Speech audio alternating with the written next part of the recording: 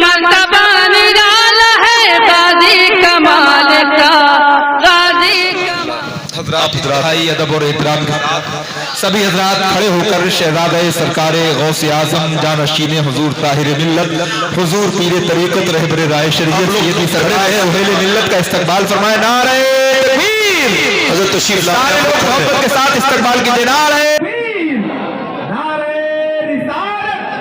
شہزادے سرکار غوث اعظم جانشین حضور طاہر ملت آمد حضور سہیل ملت واحدی دولہا فیضان حضور بادشاہ بلگرام شریف واحدی دولہا حضور صاحب سجادہ حضور سہیل ملت آمد حضور سہیل ملت حضور واحدی دولہا نعرہ تکبیر نعرہ رسالت۔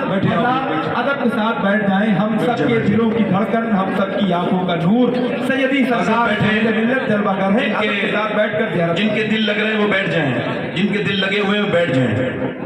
میری بات دل لگ رہا ہے؟ آپ لوگ ذرا ہاتھ اٹھا کے بتائیں کتنے لوگوں کا دل لگ رہا ہے؟ دل لگا کے بولو نا سبحان اللہ۔ صحیح بتاؤ، دل سے تھوڑا میل کم ہوا، تھوڑا ہلکا ہوا دل؟ اب بیٹھے اب اور ہلکا ہو جائے گا۔ اب آپ دیکھتے بھی جائیے اور سنتے بھی جائیے۔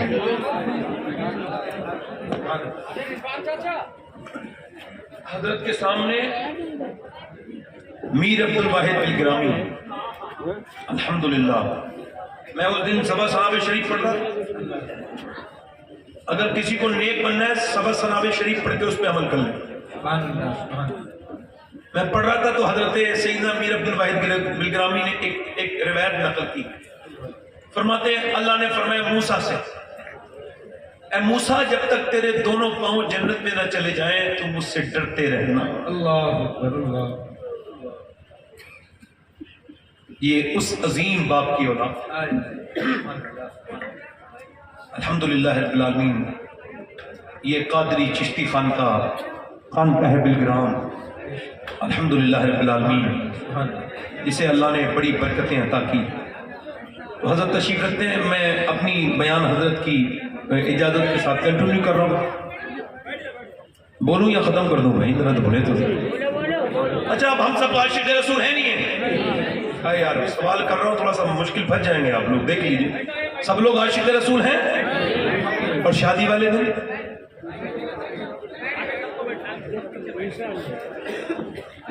فنکشن والے دن عاشق رسول ہیں؟ ذرا برا من ماننا میری بات۔ عمر آدھی دنیا کا بادشاہ، کتنی دنیا کا؟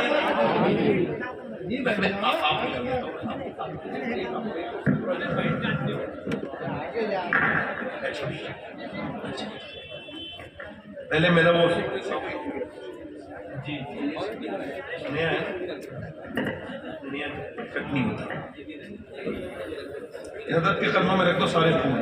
ماشاءاللہ ماشاءاللہ، سبحان اللہ سبحان اللہ۔ بیٹھے آرام سے۔ یہ آپ یہ نہ سمجھیں اتنی سادگی سے آ گئے تو یہ کسی چھوٹی موٹی گدی سے آئے ہیں۔ اللہ اللہ، بلگرامی ہیں لوگ، بلگرامی لوگ۔ بے شک بے شک، سبحان اللہ۔ سادگی تو ان کے والد صاحب کی بھی ماشاءاللہ، سبحان اللہ، حضور طاہر ملت جو دیکھتا تھا وہ سادگی دیکھتا رہ جاتا ہے۔ بے شک، وہی سادگی کا میں ذکر کر رہا ہوں، بولے ذرا سبحان اللہ۔ سبحان اللہ سبحان اللہ۔ آدھی دنیا کا بادشاہ عمر۔ ارے عمر کون ہے؟ آگے سے پیچھے تک۔ ایک ہوتا ہے مرید اور ایک ہوتا ہے مراد۔ اللہ اللہ، جو پیر کا مرید ہو جائے وہ مرید ہوتا ہے، اور جسے پیر اپنا مرید کرنا چاہے وہ پیر کی مراد ہوتا ہے۔ عمر وہ ہے، اور صحابہ میں عمر میں یہ فرق ہے، اور صحابہ حضور کے پاس میرے آقا کے سامنے مرید ہیں، اور عمر وہ ہے جسے میرے نبی نے اللہ سے مانگا۔ بے شک بے شک، سبحان اللہ سبحان اللہ۔ وہ عمر جس کے آداب پہ شہدا سفر۔ اب میں یہ کہہ رہا تھا ہم سب لوگ کون ہیں؟ نہیں، لوگ جائے ٹھہرے ہیں۔ جن کے گھر میں ڈانس ڈی جے بجتے ہوں وہ بتائیں کہ وہ عاشق رسول ہیں؟ اب پوچھنا ہوں، ان کی شادیوں میں کیک کٹتے ہوں، گندی حرکتیں ہوتی ہوں، غیر محرم عورتیں جہاں سلامی وغیرہ گھٹیا رسمیں یہ بے فالتو بیہودہ چیزیں سلامی ہوتی ہو جہاں یہ سب آپ کو لگتا ہے یہ عشق رسول کا یعنی شادی والے دن جو کر رہے ہیں سب جاؤ گیا تھوڑا خوشی منا. اب دیکھیں ذرا عمر آدھی دنیا کا بادشاہ. میری تقریر کا یہ آخری جو ہے نا وہ میرا مضمون ہے یہ آپ کو سن لیں. بہت خاص طور سے میں نے اسے غور کیا تھا تب بیان کر بہت غور کیا. عمر آدھی دنیا کا بادشاہ کپڑے میں پیمن 17 اور ایک پیمن چمڑے کا. کسی نے کہا یہ ایک چمڑے کا کیوں؟ کہنے لگا وہ کپڑا نہیں تھا نا چمڑے کا.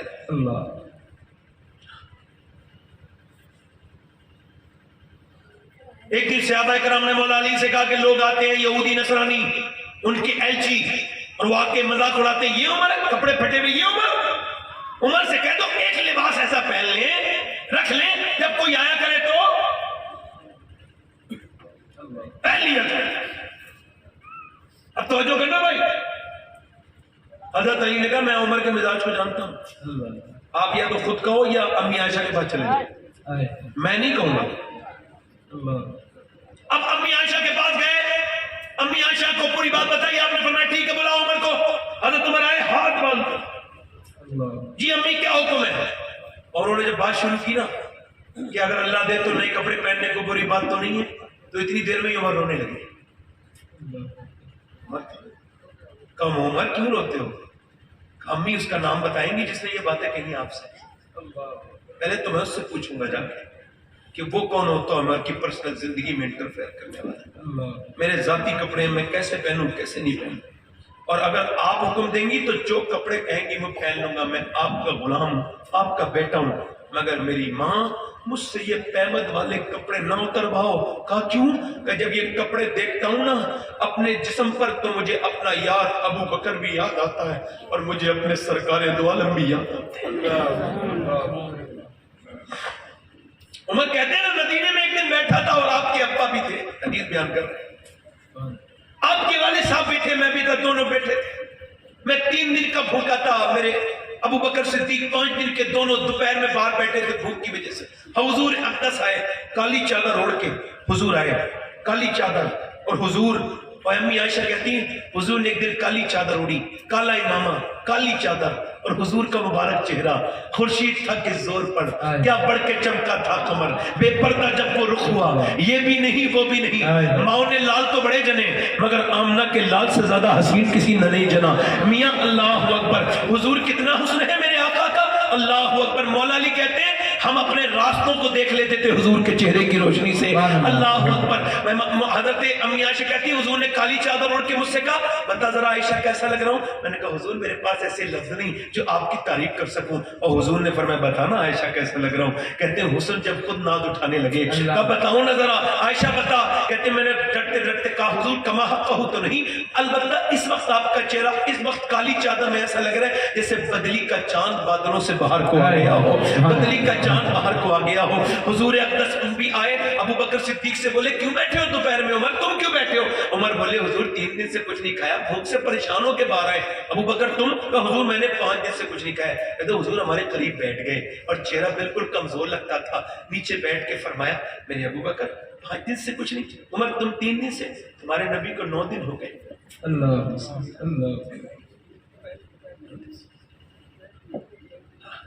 پھر امی عائشہ فرماتی ہے عمر رونے لگی. امی عائشہ کہنے لگی عمر مجھے بھی وہ دن یاد آتے ہیں کہ ہمارے سرکار کبھی گٹھلیاں پھینکتے نہیں تھے کھجور کھا کے رکھ لیتے تھے. جب 15 دن کا فاقہ پڑتا تھا اسی کھجور کی ڈنڈی اس کے رکھ کے گٹھلی کو منہ میں چوستے تھے اور اوپر سے پانی پی لیا کرتے تھے. اور جب پیڑ سے پتھر بنتے تھے نا تو ایسے کر کے ہاتھ اٹھا کے دعا کرتے تھے اے اللہ میری امت کبھی بھوکی نہ مر جائے. میری امت کبھی بھوکی نہ مرے. ساری امتیں بھوکی مری سب پر زوال آئے. اس امت کے گھر میں کتنے کھانے ہیں کون سے پیغمبر کی بات کر رہا ہوں. آج اب انسٹاگرام والے لوگوں کے فالوور ہیں مگر حضور کے نہیں. کس پیغمبر کے جس نے پوری رات پیروں پہ حرم جو نہ بھولا ہم غریبوں کو رضا یاد اس کی اپنی عادت. میری بہنیں بھول گئی. شادیوں میں جاتے ہوئے لگتا ہے آپ کو مسلمانوں کی شادی ہے. میں ایک شادی میں گیا 5 سال ہو گئے اب تک نہیں گیا کسی شادی میں, جاؤں گا بھی نہیں جاتا میں. نہیں دیکھی جاتی مجھ سے وہ سب بدتمیزی. لڑکیاں بے پردہ, سروں پہ دوپٹے تک نہیں ہے, اور ہماری قوم کے بچے انہیں پوری نظر سے دیکھ رہے ہیں. پوری محفل بے پردہ ہے. کیا عورتوں کو پتہ نہیں یہ کتنا ضروری تھا پردہ, کہ عورت کی نماز الگ کر دی تھی جب شادی میں بے پردگی کیوں ہو رہی ہے؟ نہیں شادی والے دن ہو گئی, کیا ہو گیا میرے بھائی کی شادی کی ہے, ارے سن تو تیرے لیے اللہ نے نماز الگ کی تھی. مرد کی نماز یہ ہے اللہ اکبر, ہاتھ یہاں تک. عورت کی نماز یہ ہے اللہ اکبر. مرد کی نماز یہاں سے شروع ہوتی ہے, عورت کی نماز یہاں سے شروع ہوتی ہے. سنو, دونوں کی نماز ایک ہے, طریقہ الگ ہے, عبادت ایک رب کی ہے. جدا جدا طریقے کیوں ہیں؟ اللہ نہیں چاہتا. تیرے جسم کی بناوٹ اور ہے, مرد کے جسم کی بناوٹ اور ہے. اللہ نے نماز کا طریقہ الگ کر دیا. اللہ نہیں چاہتا کہ نماز میں بھی عورت کی زینت باہر آئے. اللہ. اور یہ سب چھوڑ کے معلوم ہے کیا ہوا؟ اقبال نے کہا تھا آج سے کوئی 70-80 سال پہلے, لڑکیاں پڑھ رہی ہیں انگریزی. کیا کہا تھا؟ لڑکیاں, اور برا مانا تو مان لینا, مجھے کوئی فرق نہیں پڑتا. لڑکیاں پڑھ رہی ہیں, ڈھونڈوی قوم نے فلا کیا, یہ ربش کیسے گل کھلائے گی, پردہ اٹھنے کی منتظر ہے نگاہ. لاکھوں لڑکیاں 2014 سے پہلے کے بعد لاکھ کے 3-4 لاکھ, کوئی 5 لاکھ بتاتا ہے. صحیح آئیڈیا یہ ہے کہ تقریباً 2.5 سے اور 3 لاکھ کے بیچ میں لڑکیاں مرتدہ ہو چکی ہیں, اسلام چھوڑ کے غیر مسلموں کے گھروں میں جا چکی ہیں. یہ پگڑیاں یہ کس کام کی بھائی؟ تم نے کیا چاہتے تھے لڑکی پڑھ لکھ جائے؟ کیا پتا اگلا نمبر کس کے گھر کا ہو؟ معاذ اللہ. ہماری تاریخ کا بہت اچھا نام نہیں ہے حجاج ابن یوسف. حضرت ابوبکر صدیق کے نواسے کا قاتل ہے, مکے پر کعبے پہ بمباری کروانے والا.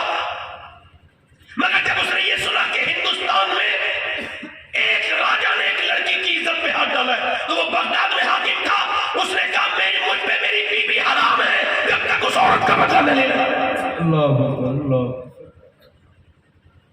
آرام سے آج فیشن ہو رہے ہیں, فیشنیبل لڑکیاں, ان کو پتہ نہیں ہے. میری طرف دیکھیں, مسلمان وہی ہے جو کسی حال میں حضور کو نہ بھولے, ہر حال میں حضور کو یاد کرے. اسے شادی میں بھی یہی پتہ ہونا چاہیے. یہ ہمیں بدل سکتے تھے اگر بچپن میں دین دے دیا جاتا, بچپن میں اسلام دے دیا جاتا, بچپن میں بتا دیا جاتا. کیا تربیت ہونی چاہیے تھی؟ عورت کو یہ تربیت سکھانی چاہیے تھی کہ بیٹی ناچ اچھا رہی ہے, ماذ اللہ, لڑکی اسکول سے آئی ہے تھرک رہی ہے, ماں خوش ہو رہی ہے, باپ خوش ہو رہا ہے بچی کے ناچنے پر. اگر آپ نے بچپن میں اپنی بچی کو پردہ کرا دیا ہوتا, تو میں نے اپنی آنکھوں سے دیکھا ہے کہ اگر عورت پردے والی ہو, مرتے دم تک پردے کی حفاظت کرتی ہے. اور جب تک مائیں پردے والی, قرآن پڑھنے والی, نماز پڑھنے والی نہیں بنیں گی, اچھا معاشرہ نہیں بنے گا. اور اس کے لیے بہترین مثال ہے مولا علی اور سیدہ فاطمہ. بولو تو صحیح, حضرت بیٹھے ہیں, بولو تو صحیح. مولا, بولو تو صحیح, مولا علی, مولا علی, سیدہ مولا علی فرماتے ہیں, سیدہ فاطمہ فرماتے ہیں, مولا علی فرماتے ہیں کہ میں حضور کے یہاں جوانی تک رہا ہوں, یعنی جوان ہونے تک حضور کے ساتھ رہا. فرماتے ہیں جوانی کی میری عمر گزر گئی, میں نے کوشش کی کہ کبھی حضور کو سلام کروں, مگر حضور نے کبھی موقع نہیں دیا. اور یہی حال میری بیوی فاطمہ کا بھی تھا کہ میں نے سوچا کبھی سلام کر دوں فاطمہ کو, مگر فاطمہ نے مجھے کبھی موقع نہیں دیا سلام. گھر پہ آنے پہ سیدہ فاطمہ سلام کر دیا کرتی تھی. چمن تبان